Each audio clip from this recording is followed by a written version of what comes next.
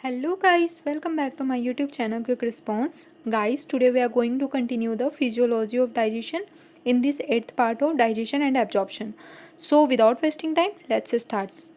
Guys, one more thing which I used to say you every day, but I have a request from you all that if my videos are really beneficial for you, then please like and subscribe my channel at least because it motivates me to make further videos for you. So चलो अब start करते हैं। हम लोगों ने last वाले video में देखा था कि डाइजेशन स्टमक तक आ गया।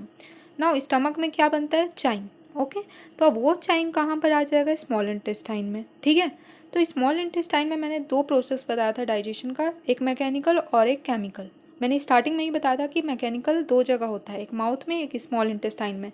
देखो एनसीईआरटी में भी लिखा है कि मैकेनिकल प्रोसेस होता है, बट वो ये नहीं बताया कि ये मैकेनिकल प्रोसेस मैंने लिखा है, वो लाइन लिख दिया है। तो वही लाइन को मैं बताऊंगी कि कहाँ पर वो बताना चाह रहा है कि यहाँ पर मैकेनिकल डाइजेशन भी होता है। तो चलो देखते हैं। Mechanical digestion act by the help of segmentation. अब सेगमेंटेशन क्या होता है? According to NCERT, various types of movements generated by the muscularis layer of intestine. Muscularis layer क्या होता है मुझे बताने का जरूरत नहीं है, वो आप देख लेना हिस्टोलॉजी ऑफ एलिमेंट्री कैनाल में। तो वो मस्कुलरिस लेयर ऑफ इंटेस्टाइन से जब मूवमेंट होता है because of the muscularis layer of intestine, तो उस मूवमेंट से दो चीज़ें होती है। एक तो फूड का मिक्सिंग होता है डाइजेस्टिव जूस के साथ। डाइजेस्टिव जूस देखो हर ऑर्गन निकाल रहा है, मतलब एवरी ऑर्गन निकाल रहा है, लाइक पैंक्रियाज, स्टमक, हर जगह डाइजेस्टिव जूस निकल रहा है, सबका अपना अपना। तो इंटेस्टाइन का भी निकलता है।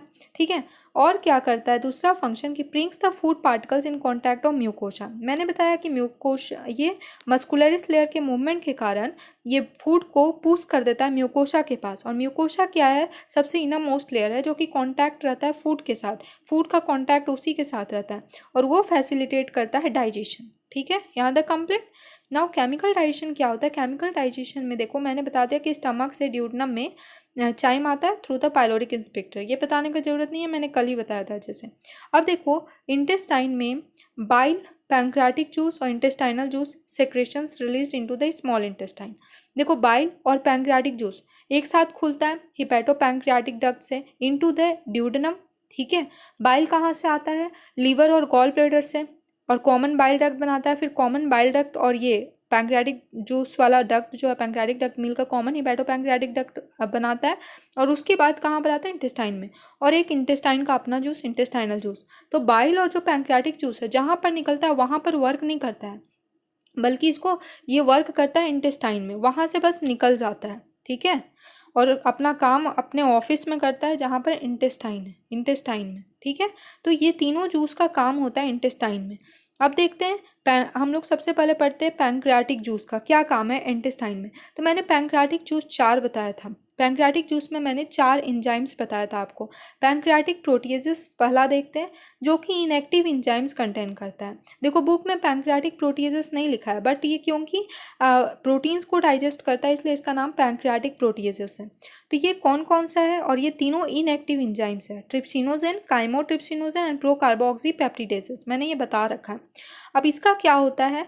ट्रिप्सिनोजेन का ब्रेक डाउन होता है into active trypsin bye the help of enterokinase और एंटेरोपेप्टिडेज। मैंने बताया यहाँ पर इंटेस्टाइन भी अपना जूस निकालेगा, उसी जूस में से एक है और वो जूस, हर जूस देखो सारा जूस एंजाइम्स कंटेन करता है। तो उसी तरह इंटेस्टाइनल जूस का भी एंजाइम्स होगा, सिर्फ बाइल जूस एंजाइम्स कंटेन नहीं करता है। ठीक है, तो वो उस एंजाइम्स में एक एंजाइम है एंटेरोकाइनेस जिसको कहते हैं एंटेरोपेप्टिडेज भी, वो ट्रिप्सिनोजेन पे वर्क करता है और वो क्या करता है? एक्टिव ट्रिप्सिन में कन्वर्ट कर देता है। देखो ये कहाँ से निकलता है? इंटेस्टाइन का म्यूकोसा पार्ट से। ठीक है, इंटेस्टाइनम म्यूकोसा से। अब वो ट्रिप्सिन जो बन गया एक्टिव, वो वर्क करता है काइमोट्रिप्सिनोजन एंड प्रोकार्बोक्सी पेप्टिडेसेस पे, और काइमोट्रिप्सिनोजन को बना देता है काइमोट्रिप्सिन एंड प्रोकार्बोक्सी पेप्टिडेसेस को बनाता है कार्बोक्सी पेप्टिडेसेस। अपने दोनों साथियों पे वर्क कर लेता है। जब वो लायक हो जाता है वर्क करने का तो अपने साथियों को हेल्प कर देता है, जो कि है काइमोट्रिप्सिनोजन और प्रोकार्बोक्सी पेप्टिडेसेस, और बोलता है भाई अब तुम भी एक्टिव हो जाओ मेरे जैसा। Now trypsin and chymotrypsin are the endopeptidase enzyme. मैंने कल बताया था स्टमक में ट्रिप्सिन को कि ये एंडोपेप्टिडेज एंजाइम है। उसी तरह trypsin and chymotrypsin in intestine endopeptidase enzyme है। एंडोपेप्टिडेज क्या होता है? जो प्रोटीन पे वर्क करता है और उसे डाइजेस्ट करता है। तो यहाँ पर प्रोटीन्स, पेप्टोन्स, PEPTONES होगा, सॉरी, एंड प्रोटियोजेस पे वर्क करता है।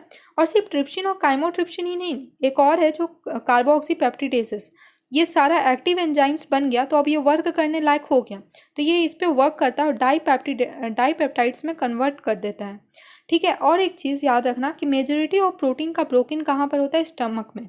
मैंने बताया आधा से ज़्यादा प्रोटीन का स्टमक में ऑलरेडी डाइजेशन हो चुका होता है, और जो बचता है वो प्रोटीन ड्यूोडेनम में आ जाता है through the chyme.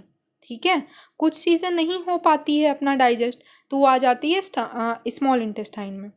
Now pancreatic alpha amylase, अब देखो वहाँ पर तो हमने पढ़ा था स्टमक में 3 चीज़ का डाइजेशन होता है, digestion by rennin, digestion by एक lipase and digestion by proteases, है ना, तो प्रोटीन का। लेकिन चाइम में और भी तो चीज़ें प्रेजेंट होगी, कार्बोहाइड्रेट भी तो प्रेजेंट होगा, तो वो क्या से ब्रेक डाउन होता है? पैंक्रियाटिक अल्फा एमाइलेज, जिसको मैंने बताया था एमाइलोप्सिन भी कहते हैं।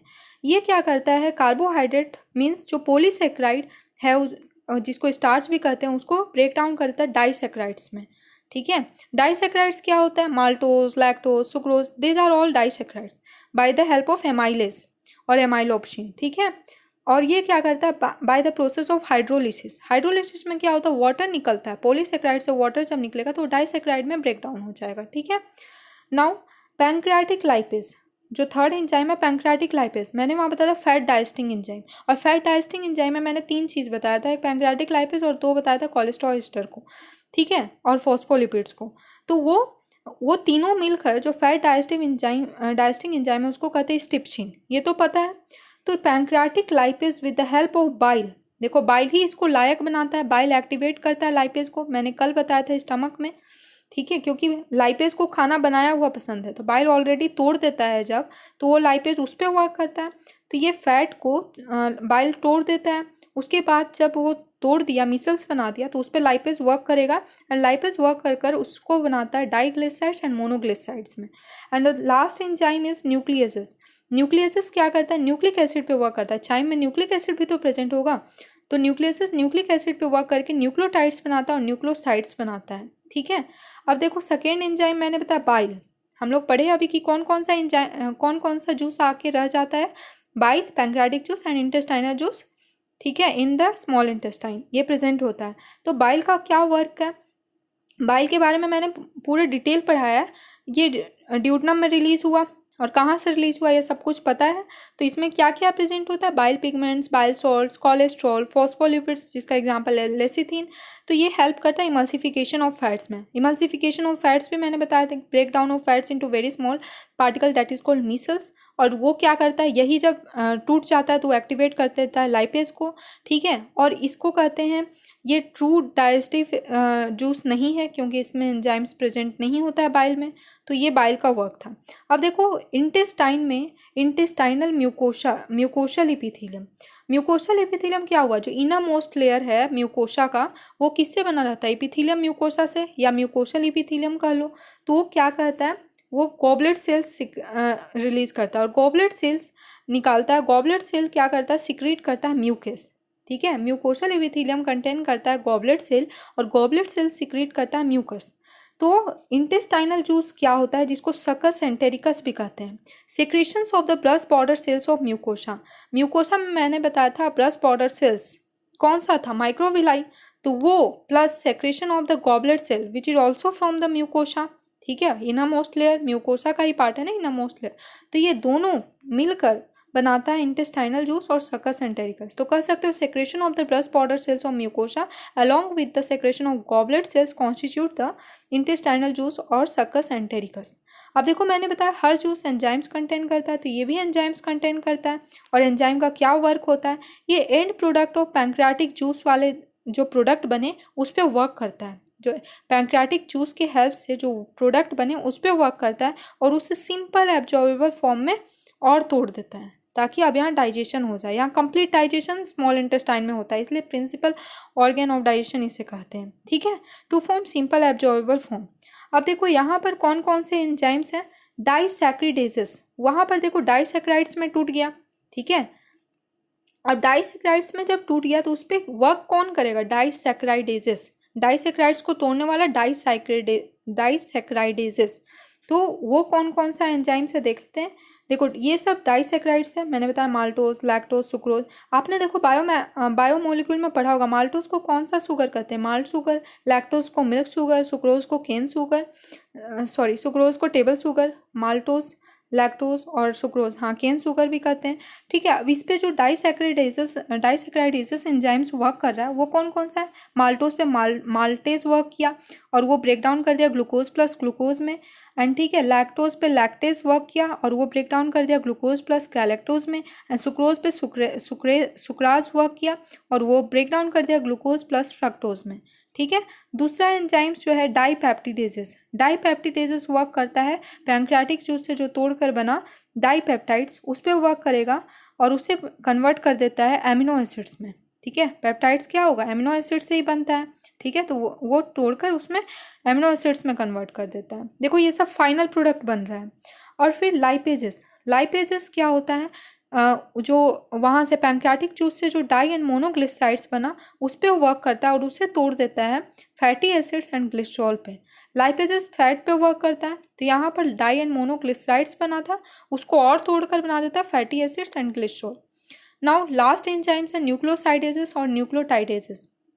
देखो वहाँ पर न्यूक्लियसेस वर्क किया था न्यूक्लिक एसिड पे पैंक्रियाटिक जूस में, लेकिन यहाँ पर क्या कहते हैं न्यूक्लियोसाइडेजेस और न्यूक्लियोटाइडेजेस वर्क करेगा। वहाँ पर न्यूक्लिक एसिड टूटकर बना था न्यूक्लियोटाइड्स और न्यूक्लियोसाइड, तो यहाँ पर न्यूक्लियोटाइड्स बंद हो गया था, बहुत सारा न्यूक्लियोटाइड्स निकल गया, लेकिन ये न्यूक्लियोटाइड्स पे वर्क करता है और उसे कन्वर्ट कर देता है न्यूक्लियोसाइड्स प्लस फॉस्फेट पे, क्योंकि न्यूक्लियोसाइड और फॉस्फेट मिलकर ही न्यूक्लियोटाइड्स बनता है, तो उसको तोड़ देता है।